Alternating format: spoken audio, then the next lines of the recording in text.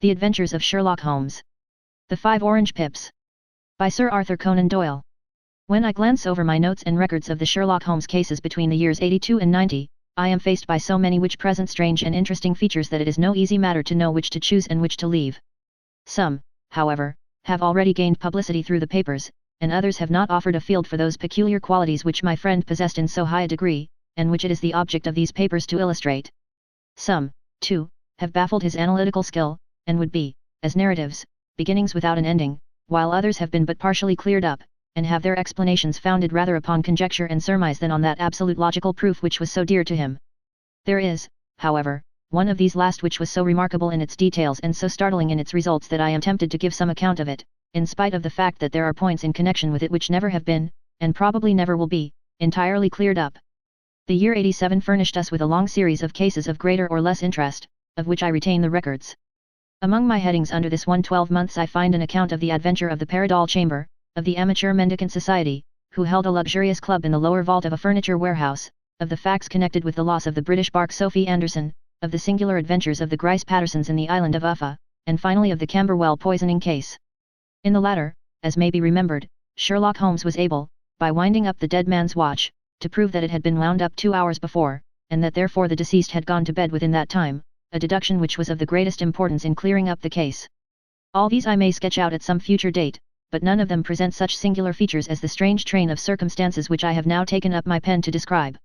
It was in the latter days of September, and the equinoctial gales had set in with exceptional violence. All day the wind had screamed and the rain had beaten against the windows, so that even here in the heart of great, handmade London we were forced to raise our minds for the instant from the routine of life, and to recognize the presence of those great elemental forces which shriek at mankind through the bars of his civilization, like untamed beasts in a cage. As evening drew in, the storm grew higher and louder, and the wind cried and sobbed like a child in the chimney. Sherlock Holmes sat moodily at one side of the fireplace cross-indexing his records of crime, while I at the other was deep in one of Clark Russell's fine sea stories, until the howl of the gale from without seemed to blend with the text, and the splash of the rain to lengthen out into the long swash of the sea waves. My wife was on a visit to her mother's, and for a few days I was a dweller once more in my old quarters at Baker Street. "Why," said I, glancing up at my companion, "that was surely the bell. Who could come tonight?" "Some friend of yours, perhaps." "Except yourself I have none," he answered. "I do not encourage visitors." "A client, then?" "If so, it is a serious case. Nothing less would bring a man out on such a day and at such an hour. But I take it that it is more likely to be some crony of the landlady's." Sherlock Holmes was wrong in his conjecture, however, for there came a step in the passage and a tapping at the door. He stretched out his long arm to turn the lamp away from himself and towards the vacant chair upon which a newcomer must sit. "Come in," said he. The man who entered was young, some 22 at the outside, well-groomed and trimly clad, with something of refinement and delicacy in his bearing. The steaming umbrella which he held in his hand, and his long shining waterproof told of the fierce weather through which he had come. He looked about him anxiously in the glare of the lamp, and I could see that his face was pale and his eyes heavy, like those of a man who is weighed down with some great anxiety. "I owe you an apology," he said, raising his golden pince-nez to his eyes. "I trust that I am not intruding. I fear that I have brought some traces of the storm and rain into your snug chamber." "Give me your coat and umbrella," said Holmes. "They may rest here on the hook, and will be dry presently. You have come up from the southwest, I see." "Yes, from Horsham. That clay and chalk mixture which I see upon your toe caps is quite distinctive. I have come for advice." "That is easily got." "And help." "That is not always so easy." "I have heard of you, Mr. Holmes. I heard from Major Prendergast how you saved him in the Tankerville Club scandal." "Ah, of course. He was wrongfully accused of cheating at cards. He said that you could solve anything." "He said too much. That you are never beaten." "I have been beaten 4 times, 3 times by men, and once by a woman. But what is that compared with the number of your successes? It is true that I have been generally successful." "Then you may be so with me. I beg that you will draw your chair up to the fire, and favour me with some details as to your case. It is no ordinary one. None of those which come to me are. I am the last court of appeal. And yet I question, sir, whether, in all your experience, you have ever listened to a more mysterious and inexplicable chain of events than those which have happened in my own family." "You fill me with interest," said Holmes. "Pray give us the essential facts from the commencement, and I can afterwards question you as to those details which seem to me to be most important." The young man pulled his chair up, and pushed his wet feet out towards the blaze. "My name," said he, "is John Openshaw, but my own affairs have, as far as I can understand it, little to do with this awful business. It is an hereditary matter, so in order to give you an idea of the facts, I must go back to the commencement of the affair. You must know that my grandfather had 2 sons, my uncle Elias and my father Joseph. My father had a small factory at Coventry, which he enlarged at the time of the invention of bicycling. He was the patentee of the Openshaw unbreakable tire, and his business met with such success that he was able to sell it, and to retire upon a handsome competence. My uncle Elias emigrated to America when he was a young man, and became a planter in Florida, where he was reported to have done very well. At the time of the war he fought in Jackson's army, and afterwards under Hood, where he rose to be a colonel. When Lee laid down his arms my uncle returned to his plantation, where he remained for 3 or 4 years. About 1869 or 1870 he came back to Europe, and took a small estate in Sussex, near Horsham. He had made a very considerable fortune in the States, and his reason for leaving them was his aversion to the Negroes, and his dislike of the Republican policy in extending the franchise to them. He was a singular man, fierce and quick-tempered, very foul-mouthed when he was angry, and of a most retiring disposition. During all the years that he lived at Horsham I doubt if ever he set foot in the town. He had a garden and 2 or 3 fields round his house, and there he would take his exercise, though very often for weeks on end he would never leave his room. He drank a great deal of brandy, and smoked very heavily, but he would see no society, and did not want any friends, not even his own brother. He didn't mind me, in fact, he took a fancy to me, for at the time when he saw me first I was a youngster of 12 or so. This would be in the year 1878, after he had been 8 or 9 years in England. He begged my father to let me live with him, and he was very kind to me in his way. When he was sober he used to be fond of playing backgammon and draughts with me, and he would make me his representative both with the servants and with the tradespeople, so that by the time that I was 16 I was quite master of the house. I kept all the keys, and could go where I liked and do what I liked, so long as I did not disturb him in his privacy. There was one singular exception, however, for he had a single room, a lumber room up among the attics, which was invariably locked, and which he would never permit either me or anyone else to enter. With a boy's curiosity I have peeped through the keyhole, but I was never able to see more than such a collection of old trunks and bundles as would be expected in such a room. One day, it was in March, 1883, a letter with a foreign stamp lay upon the table in front of the colonel's plate. It was not a common thing for him to receive letters, for his bills were all paid in ready money, and he had no friends of any sort. "From India," said he, as he took it up, "Pondicherry postmark. What can this be?" Opening it hurriedly, out there jumped 5 little dried orange pips, which pattered down upon his plate. I began to laugh at this, but the laugh was struck from my lips at the sight of his face. His lip had fallen, his eyes were protruding, his skin the color of putty, and he glared at the envelope which he still held in his trembling hand. "KKK," he shrieked, and then, my God, my sins have overtaken me. "What is it, uncle?" I cried. "Death," said he, and rising from the table he retired to his room, leaving me palpitating with horror. I took up the envelope, and saw scrawled in red ink upon the inner flap, just above the gum, the letter K 3 times repeated. There was nothing else save the 5 dried pips. What could be the reason of his overpowering terror? I left the breakfast table, and as I ascended the stair I met him coming down with an old rusty key, which must have belonged to the attic, in one hand, and a small brass box, like a cash box, in the other. "They may do what they like, but I'll checkmate them still," said he, with an oath. "Tell Mary that I shall want a fire in my room today, and send down to Fordham, the Horsham lawyer." I did as he ordered, and when the lawyer arrived I was asked to step up to the room. The fire was burning brightly, and in the grate there was a mass of black, fluffy ashes, as of burned paper, while the brass box stood open and empty beside it. As I glanced at the box I noticed, with a start, that upon the lid were printed the treble K which I had read in the morning upon the envelope. "I wish you, John," said my uncle, "to witness my will. I leave my estate, with all its advantages and all its disadvantages to my brother, your father, whence it will, no doubt, descend to you. If you can enjoy it in peace, well and good. If you find you cannot, take my advice, my boy, and leave it to your deadliest enemy. I am sorry to give you such a two-edged thing, but I can't say what turn things are going to take. Kindly sign the paper where Mr. Fordham shows you." I signed the paper as directed, and the lawyer took it away with him. The singular incident made, as you may think, the deepest impression upon me, and I pondered over it, and turned it every way in my mind without being able to make anything of it. Yet I could not shake off the vague feeling of dread which it left behind, though the sensation grew less keen as the weeks passed, and nothing happened to disturb the usual routine of our lives. I could see a change in my uncle, however. He drank more than ever, and he was less inclined for any sort of society. Most of his time he would spend in his room, with the door locked upon the inside, but sometimes he would emerge in a sort of drunken frenzy, and would burst out of the house and tear about the garden with a revolver in his hand, screaming out that he was afraid of no man, and that he was not to be cooped up, like a sheep in a pen, by man or devil. When these hot fits were over, however, he would rush tumultuously in at the door, and lock and bar it behind him, like a man who can brazen it out no longer against the terror which lies at the roots of his soul. At such times I have seen his face, even on a cold day, glisten with moisture, as though it were new raised from a basin. Well, to come to an end of the matter, Mr. Holmes, and not to abuse your patience, there came a night when he made one of those drunken sallies from which he never came back. We found him, when we went to search for him, face downward in a little green-scummed pool, which lay at the foot of the garden. There was no sign of any violence, and the water was but 2 feet deep, so that the jury, having regard to his known eccentricity, brought in a verdict of suicide. But I, who knew how he winced from the very thought of death, had much ado to persuade myself that he had gone out of his way to meet it. The matter passed, however, and my father entered into possession of the estate, and of some 14000, which lay to his credit at the bank. One moment, Holmes interposed. Your statement is, I foresee, one of the most remarkable to which I have ever listened. Let me have the date of the reception by your uncle of the letter, and the date of his supposed suicide. The latter arrived on March 10, 1883. His death was 7 weeks later, upon the night of May 2d. Thank you. Pray proceed. When my father took over the Horsham property, he, at my request, made a careful examination of the attic, which had been always locked up.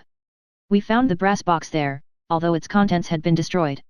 On the inside of the cover was a paper label, with the initials of KKK repeated upon it, and letters, memoranda, receipts, and a register written beneath. These, we presume, indicated the nature of the papers which had been destroyed by Colonel Openshaw. For the rest, there was nothing of much importance in the attic, save a great many scattered papers and notebooks bearing upon my uncle's life in America. Some of them were of the wartime, and showed that he had done his duty well, and had borne the repute of a brave soldier. Others were of a date during the reconstruction of the southern states, and were mostly concerned with politics, for he had evidently taken a strong part in opposing the carpetbag politicians who had been sent down from the north. Well, it was the beginning of '84 when my father came to live at Horsham, and all went as well as possible with us until the January of '85. On the 4th day after the New Year I heard my father give a sharp cry of surprise as we sat together at the breakfast table. There he was, sitting with a newly opened envelope in one hand and 5 dried orange pips in the outstretched palm of the other one. He had always laughed at what he called my cock and a bull story about the colonel, but he looked very scared and puzzled now that the same thing had come upon himself. Why, what on earth does this mean, John? He stammered. My heart had turned to lead. It is KKK, said I. He looked inside the envelope. So it is, he cried. Here are the very letters. But what is this written above them? Put the papers on the sundial, I read, peeping over his shoulder. What papers? What sundial? He asked. The sundial in the garden. There is no other, said I, but the papers must be those that are destroyed. Pooh! Said he, gripping hard at his courage. We are in a civilized land here, and we can't have tomfoolery of this kind. Where does the thing come from? From Dundee, I answered, glancing at the postmark. Some preposterous practical joke, said he. What have I to do with sundials and papers? I shall take no notice of such nonsense. I should certainly speak to the police, I said. And be laughed at for my pains. Nothing of the sort. Then let me do so. No, I forbid you. I won't have a fuss made about such nonsense. It was in vain to argue with him, for he was a very obstinate man. I went about, however, with a heart which was full of forebodings. On the 3rd day after the coming of the letter my father went from home to visit an old friend of his, Major Freebody, who is in command of one of the forts upon Portsdown Hill. I was glad that he should go, for it seemed to me that he was farther from danger when he was away from home. In that, however, I was in error. Upon the 2nd day of his absence I received a telegram from the Major, imploring me to come at once. My father had fallen over one of the deep chalk pits which abound in the neighborhood, and was lying senseless, with a shattered skull. I hurried to him, but he passed away without having ever recovered his consciousness. He had, as it appears, been returning from Fareham in the twilight, and as the country was unknown to him, and the chalk pit unfenced, the jury had no hesitation in bringing in a verdict of death from accidental causes. Carefully as I examined every fact connected with his death, I was unable to find anything which could suggest the idea of murder. There were no signs of violence, no footmarks, no robbery, no record of strangers having been seen upon the roads. And yet I need not tell you that my mind was far from at ease, and that I was well nigh certain that some foul plot had been woven round him. In this sinister way I came into my inheritance. You will ask me why I did not dispose of it. I answer, because I was well convinced that our troubles were in some way dependent upon an incident in my uncle's life, and that the danger would be as pressing in one house as in another. It was in January, 85, that my poor father met his end, and 2 years and 8 months have elapsed since then. During that time I have lived happily at Horsham, and I had begun to hope that this curse had passed away from the family, and that it had ended with the last generation. I had begun to take comfort too soon, however. Yesterday morning the blow fell in the very shape in which it had come upon my father. The young man took from his waistcoat a crumpled envelope, and, turning to the table, he shook out upon it 5 little dried orange pips. "This is the envelope," he continued. "The postmark is London, Eastern Division. Within are the very words which were upon my father's last message, KKK, and then put the papers on the sundial." "What have you done?" asked Holmes. "Nothing. Nothing. To tell the truth," he sank his face into his thin, white hands, "I have felt helpless. I have felt like one of those poor rabbits when the snake is writhing towards it. I seem to be in the grasp of some resistless, inexorable evil, which no foresight and no precautions can guard against." "Tut! Tut!" cried Sherlock Holmes. "You must act, man, or you are lost. Nothing but energy can save you. This is no time for despair. I have seen the police. Ah! But they listened to my story with a smile. I am convinced that the inspector has formed the opinion that the letters are all practical jokes, and that the deaths of my relations were really accidents, as the jury stated, and were not to be connected with the warnings." Holmes shook his clenched hands in the air. "Incredible imbecility!" he cried. "They have, however, allowed me a policeman, who may remain in the house with me. Has he come with you tonight?" "No. His orders were to stay in the house." Again Holmes raved in the air. "Why did you come to me?" he said, "and, above all, why did you not come at once?" "I did not know. It was only today that I spoke to Major Prendergast about my troubles, and was advised by him to come to you. It is really 2 days since you had the letter. We should have acted before this. You have no further evidence, I suppose, than that which you have placed before us, no suggestive detail which might help us." "There is one thing," said John Openshaw. He rummaged in his coat pocket, and drawing out a piece of discolored, blue-tinted paper, he laid it out upon the table.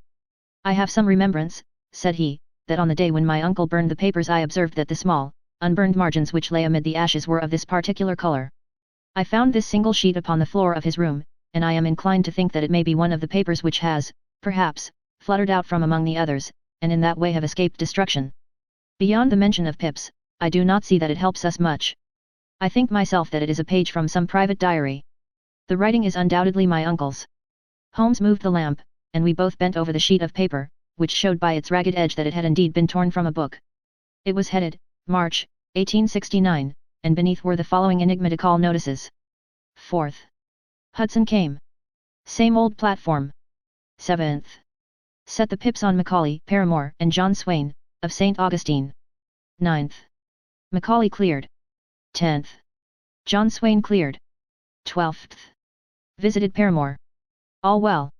Thank you," said Holmes, folding up the paper, and returning it to our visitor. "And now you must on no account lose another instant. We cannot spare time even to discuss what you have told me.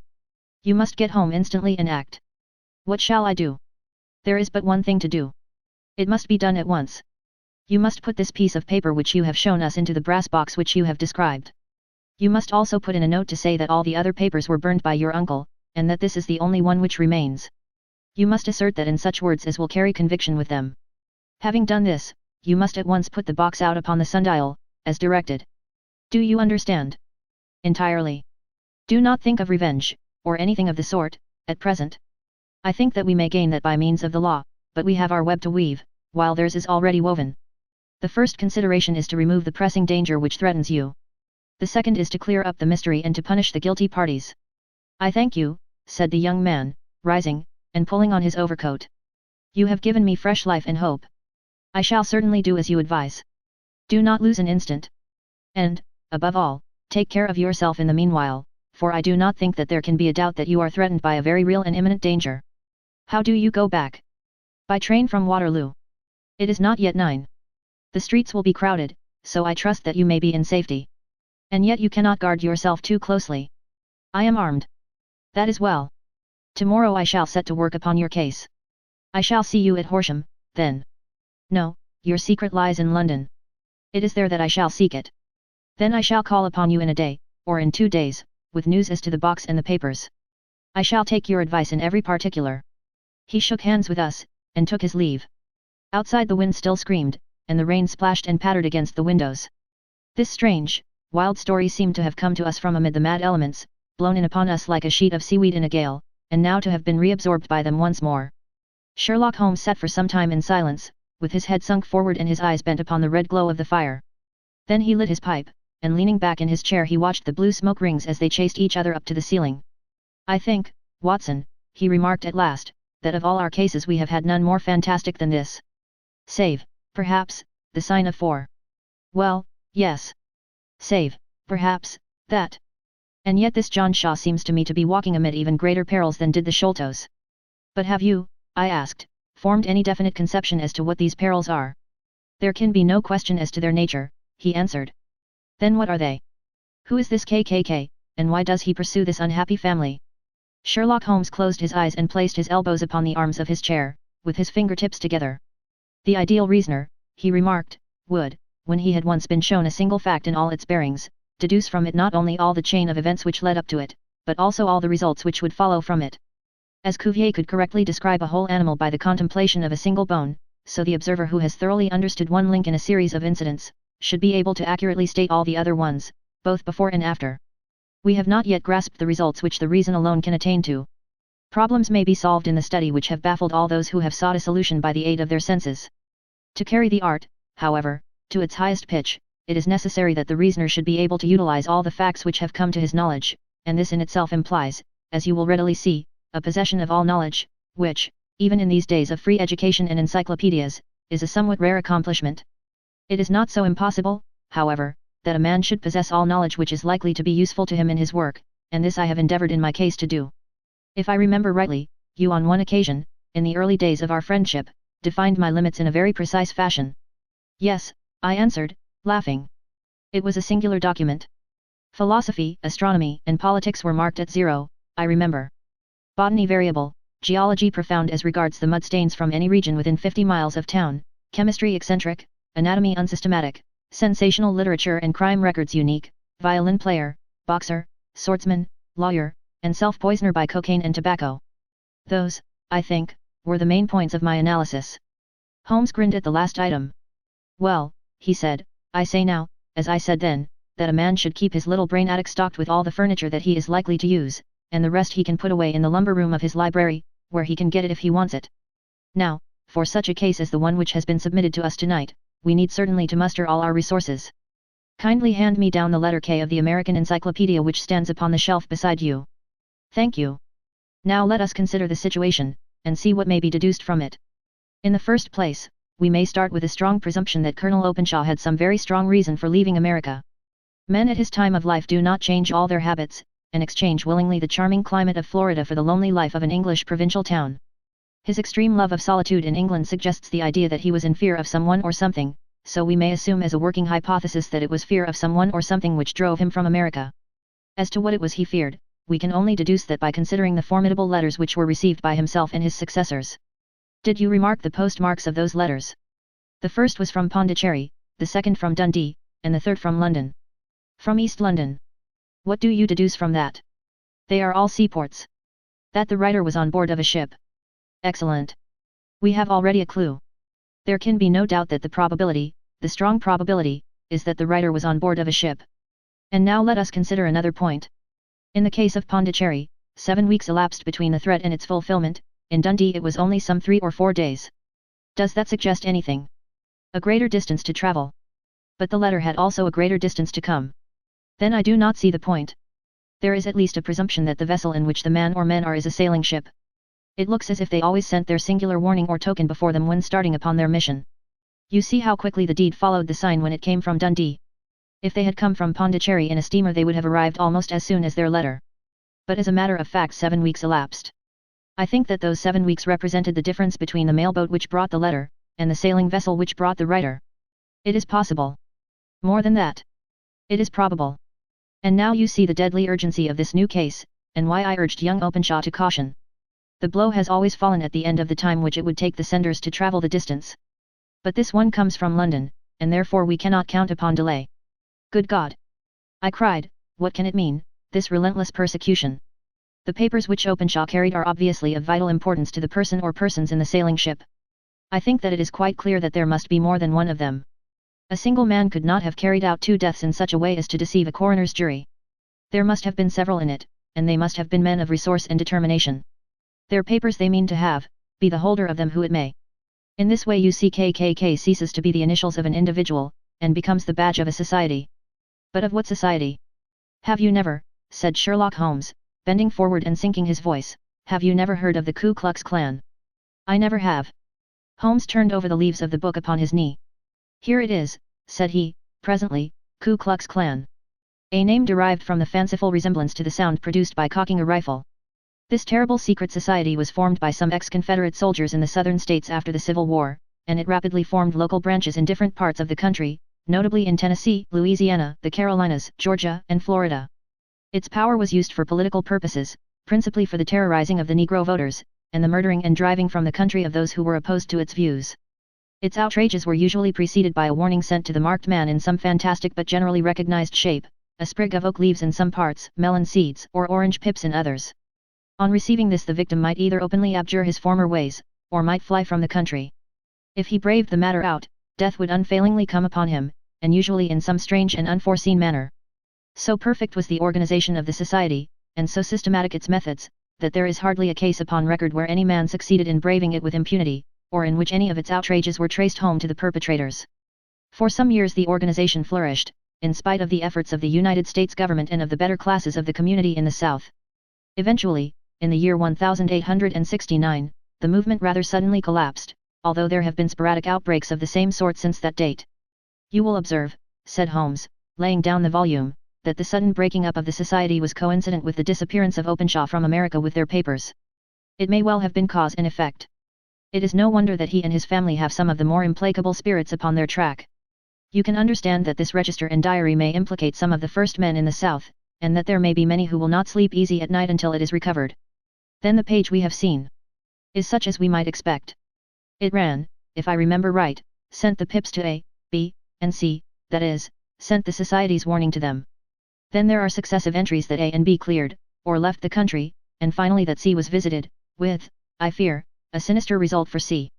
Well, I think, Doctor, that we may let some light into this dark place, and I believe that the only chance young Openshaw has in the meantime is to do what I have told him. There is nothing more to be said or to be done tonight, so hand me over my violin, and let us try to forget for half an hour the miserable weather and the still more miserable ways of our fellow men. It had cleared in the morning, and the sun was shining with a subdued brightness through the dim veil which hangs over the great city. Sherlock Holmes was already at breakfast when I came down. You will excuse me for not waiting for you, said he. I foresee, a very busy day before me in looking into this case of young Openshaw's. What steps will you take? I asked. It will very much depend upon the results of my first inquiries. I may have to go down to Horsham, after all. You will not go there first? No, I shall commence with the city. Just ring the bell, and the maid will bring up your coffee. As I waited, I lifted the unopened newspaper from the table and glanced my eye over it. It rested upon a heading which sent a chill to my heart. Holmes, I cried, you are too late. Ah! Said he, laying down his cup, I feared as much. How was it done? He spoke calmly, but I could see that he was deeply moved. My eye caught the name of Openshaw, and the heading, Tragedy near Waterloo Bridge. Here is the account: between 9 and 10 last night Police Constable Cook, of the H Division, on duty near Waterloo Bridge, heard a cry for help and a splash in the water. The night, however, was extremely dark and stormy, so that, in spite of the help of several passers-by, it was quite impossible to effect a rescue. The alarm, however, was given, and, by the aid of the water police, the body was eventually recovered. It proved to be that of a young gentleman whose name, as it appears from an envelope which was found in his pocket, was John Openshaw, and whose residence is near Horsham. It is conjectured that he may have been hurrying down to catch the last train from Waterloo Station, and that in his haste and the extreme darkness he missed his path and walked over the edge of one of the small landing places for river steamboats. The body exhibited no traces of violence, and there can be no doubt that the deceased had been the victim of an unfortunate accident, which should have the effect of calling the attention of the authorities to the condition of the riverside landing stages. We sat in silence for some minutes, Holmes more depressed and shaken than I had ever seen him. That hurts my pride, Watson, he said, at last. It is a petty feeling, no doubt, but it hurts my pride. It becomes a personal matter with me now, and, if God sends me health, I shall set my hand upon this gang. That he should come to me for help, and that I should send him away to his death. He sprang from his chair and paced about the room in uncontrollable agitation, with a flush upon his sallow cheeks, and a nervous clasping and unclasping of his long, thin hands. "They must be cunning devils," he exclaimed, at last.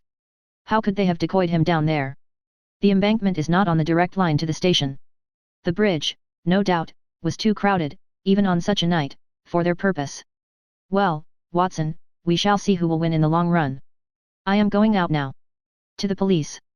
No, I shall be my own police. When I have spun the web they may take the flies, but not before. All day I was engaged in my professional work, and it was late in the evening before I returned to Baker Street.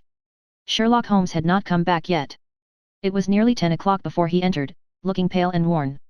He walked up to the sideboard, and, tearing a piece from the loaf, he devoured it voraciously, washing it down with a long draught of water. "You are hungry," I remarked. "Starving." It had escaped my memory. "I have had nothing since breakfast." "Nothing." "Not a bite." I had no time to think of it. "And how have you succeeded?" "Well. You have a clue." "I have them in the hollow of my hand. Young Openshaw shall not long remain unavenged." "Why, Watson, let us put their own devilish trademark upon them." "It is well thought of." "What do you mean?" He took an orange from the cupboard, and, tearing it to pieces, he squeezed out the pips upon the table. Of these he took 5, and thrust them into an envelope. On the inside of the flap he wrote SH4JO. Then he sealed it and addressed it to Captain James Calhoun, Bark Lone Star, Savannah, Georgia. "That will await him when he enters port," said he, chuckling. "It may give him a sleepless night.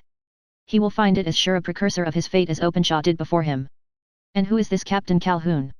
"The leader of the gang. I shall have the others, but he first." "How did you trace it, then?" He took a large sheet of paper from his pocket, all covered with dates and names.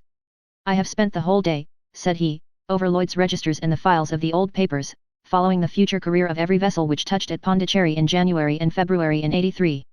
There were 36 ships of fair tonnage which were reported there during those months. Of these, one, the Lone Star, instantly attracted my attention, since, although it was reported as having cleared from London, the name is that which is given to one of the states of the Union. Texas, I think. I was not and am not sure which, but I knew that the ship must have an American origin. What then? I searched the Dundee records, and when I found that the bark Lone Star was there in January, '85, my suspicion became a certainty. I then inquired as to the vessels which lay at present in the port of London. Yes. The Lone Star had arrived here last week. I went down to the Albert Dock, and found that she had been taken down the river by the early tide this morning, homeward bound to Savannah. I wired to Gravesend, and learned that she had passed some time ago, and as the wind is easterly, I have no doubt that she is now past the Goodwins, and not very far from the Isle of Wight. What will you do, then? Oh, I have my hand upon him. He and the 2 mates, are, as I learn, the only native-born Americans in the ship. The others are Finns and Germans. I know, also, that they were all 3 away from the ship last night. I had it from the stevedore who has been loading their cargo. By the time that their sailing ship reaches Savannah the mailboat will have carried this letter, and the cable will have informed the police of Savannah that these 3 gentlemen are badly wanted here upon a charge of murder. There is ever a flaw, however, in the best laid of human plans, and the murderers of John Openshaw were never to receive the orange pips which would show them that another, as cunning and as resolute as themselves, was upon their track. Very long and very severe were the equinoctial gales that year. We waited long for news of the Lone Star of Savannah, but none ever reached us. We did at last hear that somewhere far out in the Atlantic a shattered stern post of a boat was seen swinging in the trough of a wave, with the letters LS carved upon it, and that is all which we shall ever know of the fate of the Lone Star.